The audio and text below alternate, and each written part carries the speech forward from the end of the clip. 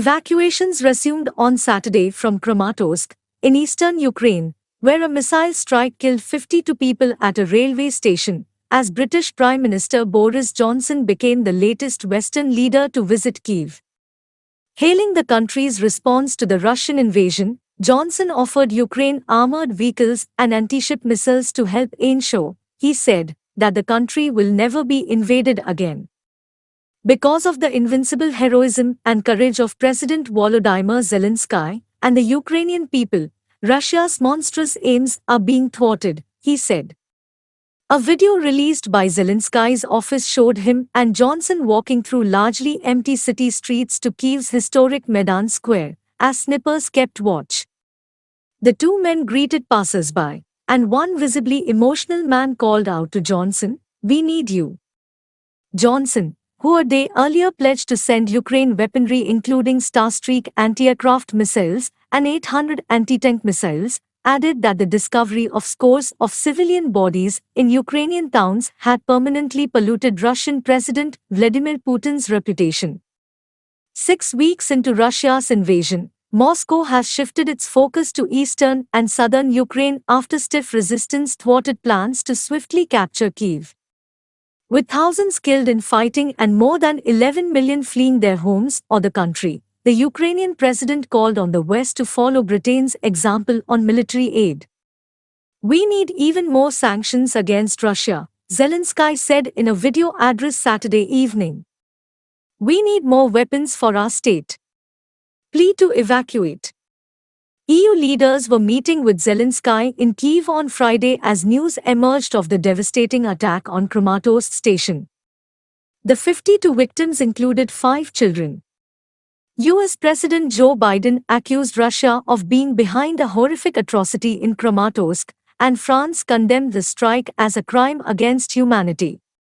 Moscow denied responsibility for the rocket attack, which also wounded 109 people, according to the latest official count. As Russian forces regroup in the east and south of Ukraine, local officials are urging residents to flee before it is too late. On Saturday, the mayor of eastern Lysychansk, Alexander Jaika, called on residents to evacuate as soon as possible due to constant shelling by the Russian army. "It has become very difficult in the city. Enemy shells are already flying," Jaika said in a video message.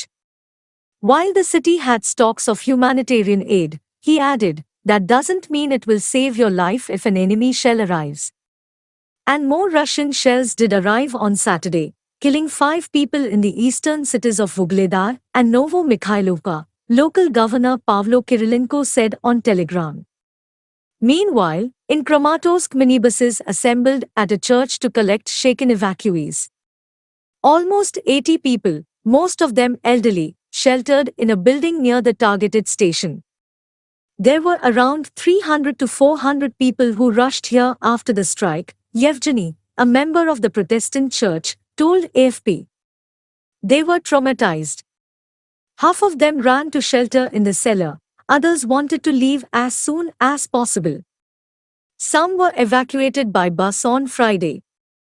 The Kramatorsk station was serving as the main evacuation hub for refugees from parts of the eastern Donbas region still under Ukrainian control.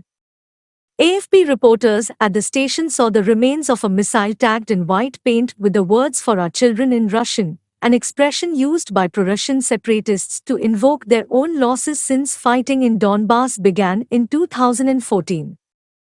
The governor of Donetsk claimed a missile with cluster munitions, banned by an international treaty, was used in the attack, according to remarks published by the Interfax news agency. All this horror. Speaking Saturday from Warsaw, European Commission President Ursula von der Leyen said a global pledging event for Ukrainian refugees has raised €10.1 billion, $11 billion. In another sign of Western solidarity, Austrian Chancellor Karl Nehammer also visited Kyiv and the nearby town of Bucha on Saturday. Bucha, where authorities say hundreds were killed, some with their hands bound, has become a byword for the brutality allegedly inflicted under Russian occupation. And Ukrainian officials say they are uncovering even greater devastation in nearby towns. In a joint news conference with the Austrian leader, Zelensky said Ukraine was still ready to continue negotiations with Moscow, talks stalled by the killings in Bucha and elsewhere.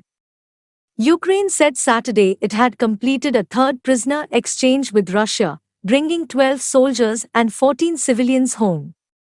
Warning of wars to come. Russian troops appear intent on creating a long-sought land link between occupied Crimea and the Moscow-backed separatist territories of Donetsk and Lugansk in the Donbas region. Moscow said Russian troops had fired on a Ukrainian vessel trying to evacuate commanders of the Azov battalion from the besieged southeastern city of Mariupol. The Azov Special Operations Detachment has been fighting Russian forces in Mariupol, scene of some of the war's most grievous civilian suffering, as it lies between Russia-occupied Crimea and pro-Russian separatist regions in Ukraine's east. Moscow's defense ministry, underscoring Russian advances, said its forces had destroyed an ammunition depot in the Dnipro region and struck 85 Ukrainian military targets in the previous 24 hours. Help us now. Fresh allegations also emerged from Obukovity, northwest of Kyiv, where villagers told AFP they were used as human shields. Moscow has denied targeting civilians, but growing evidence of atrocities has galvanized Ukraine's allies in the EU, which has approved an embargo on Russian coal and the closure of its ports to Russian vessels.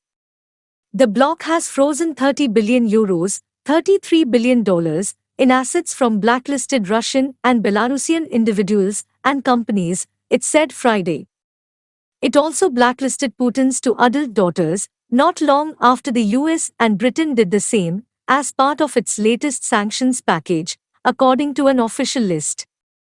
As sanctions bite, credit rating agency Standard & Poor's Global Ratings downgraded Russia's foreign currency payments rating to selective default after Moscow paid a dollar-denominated debt in rubles this week.